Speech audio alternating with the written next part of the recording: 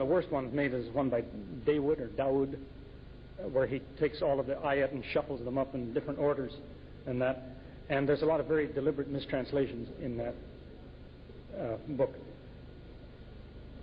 So I studied enough Arabic so that if you give me a dictionary, I can figure out what's going on. In Sri Lanka, the majority do not know the Arabic language to learn directly from the Qur'an. Can you learn from the English translations? Well, that's basically what I'm trying to tell you, is that you can learn a lot from anything, but just remember what's going on, that you are reading a translation. You know, I'll give you an example of the kind of mistakes you'll find. I found even in translations by Muslims, you'll find an ayah in the translation that tells you no one can change the words of Allah. And the same translation will tell you people change the words of Allah. Now that sounds like a contradiction. It's a contradiction because of the translator's mistake. If you look in the Arabic, you find out that this is one of these pieces of precision in the Qur'an, that whenever the Qur'an talks about words being changed, it talks about kal, the kaul. When it talks about no one changes the words of Allah, it talks about the kalimat. So the translators, even Muslims, have been careless enough to think kaul equals kalimat. Puts it that way. But no, in Arabic there's a difference between kaul and kalimat. In the let's see. Mentioning that, as a brother had talked about, Muslims believe in other holy books. How holy do you think they are in their present form? Do Muslims believe in their authority? This is a big subject. The problem is this is a trick that's played on Muslims very often. That's a standard missionary trick, where people will say, look, Muslims, your book says my book is true. So look, my book says your book is false. That kind of nonsense. The Qur'an talks about other scriptures. It says there's truth in them, and it says there's faults in them. And it says the Qur'an will show you the difference between them. That does not mean that if the Qur'an says it, but their book says this, the Qur'an must be right. That's not the attitude. The Qur'an tells you the truth is obvious. That this is correct can be shown because of what's in their book. In other words, their difficulties can be demonstrated. It's not just a case of saying, my book is true, your book is false. In fact, the one verse that's used, they write missionary books on it, is from the 5th surah, the 48th ayah, where it says of the Qur'an that it was revealed to confirm the truth in previous books. And this is where people stop. And they say, see, Muslims, your book says my book is true. They stop halfway through the sentence. The rest of the verse says, and it was revealed, and the Arabic word used is muhaymin, means as quality control over those books. Tells you which parts are true and which parts aren't, or how you can tell the difference between which parts are true and which parts are not. But more important than that is that whatever the shape of their scriptures is today, whether it contains true or false, very often that is not under discussion when the Qur'an is talking about their scriptures. It tells them, look in your book and you will find this. Whether your book is true or false, leave that aside for now. In your book it says. So it points out to people their own difficulties. This follows in apparently the best tradition of Jesus. In the 5th chapter of John, he criticized the Jews. He said, you people read the scriptures all the time because you think in there is the secret of life. He didn't say, and you're right. He didn't say that.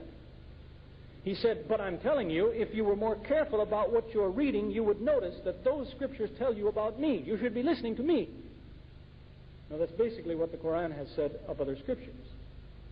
Leaving aside, is it true or is it false? It says, tell them, look in their scripture, and they will find the last messenger is mentioned.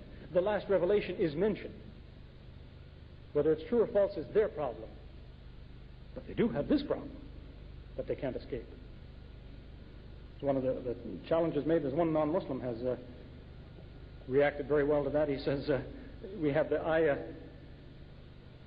that says that the messenger is mentioned by name in their scriptures, and it was speaking to Jews and Christians. And he points out how there were lots of Jews and Christians around that heard that when that revelation was given. And they had a perfect chance to prove the Qur'an was wrong. They could have jumped up right then and said, okay, come with me to my house. I have no way to get there ahead of you. Come with me to my house. You're welcome to look in all my books. You won't find anything about your messenger. Nobody did that. Nobody invited the Muslim to say, this time your book made a mistake. See, there's nothing in our books about the messenger. Come and see. Nobody did that. They didn't want to talk about it. That's why, in fact, one non-Muslim scholar has suggested that the Christians and Jews at that time in that place must have had something very obvious in what they called Scripture that mentioned the messenger. That's why they kept silent at that point. You get some more? You get some more? Yes. Assalamu alaikum. I've read in the Quran that there are beautiful women in heaven as a reward to men, and non-believers have said that this is sexist and also animal instinct. So they say it shouldn't be included in the Quran. Yes. And maybe you can expand on this, because you know much more than I do anyway. That is sexist. They seem to be saying, men have a great reward because there are women.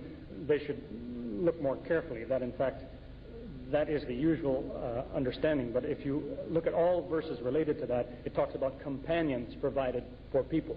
It does not specifically put all the believers in paradise are men who have beautiful women. It talks about companions suitably chosen for all the believers. This is their reward. So that's usually the picture that people draw without realizing it's a much more general explanation of that in the first place.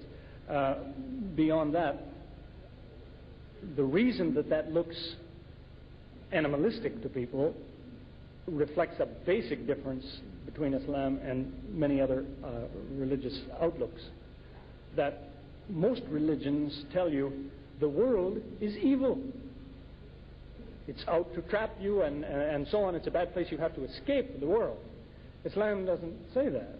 It tells you the world, God made it. It's good.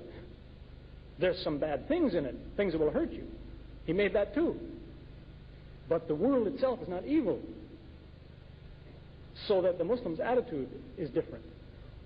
What he knows and recognizes as a good thing here is something like what will be a good thing there. To give maybe a clearer example, the Quran says, in paradise you can eat a piece of fruit. And it says, when you eat it, you'll say, this reminds me of what I used to eat. See, only it's obviously so much better. So what you are familiar with now is something like what you get then. Whether it is fruit or companionship or sitting under a shade tree with your feet in a stream, you know something about what that's like. That's what paradise is like. And that's a basic difference in outlook between Muslims and others. That primarily, most religious systems encourage the idea that your means and your ends are different. What you want can be different than how you get it. That the end justifies the means. They tell you, you want justice? Well, you have to treat some people unfairly for a while, then you get justice. The Muslim says, no. You want justice, you practice justice. You want truth, you tell the truth. You don't tell a few lies until the truth comes, then you tell the truth. That the goal and the method are the same kind of thing. So, if you want to establish the truth, you speak the truth, and you will get a reward like that. One of the rewards of paradise is, it says, you won't hear anybody talking nonsense in that place. If that's what you want, a reward to be in a place where nobody talks silly, then you have to now put a stop to silly talk. Same thing. So that's why in the Surah Al-Asr, one of the four things, the difference between those who are lost and those who have success, says وَتَوَاصَوْا بِالْحَقِّ. Says they confront one another with the truth. It means that a Muslim could not be sitting and he hears somebody talking here and it's foolishness. He says, well, it's not my business. He has an obligation to somehow bring to their attention the truth of the matter. In some way, at least to say, I heard what you said, it's not true, but excuse me, if you want to know more, come and see me, or something. But you have to say something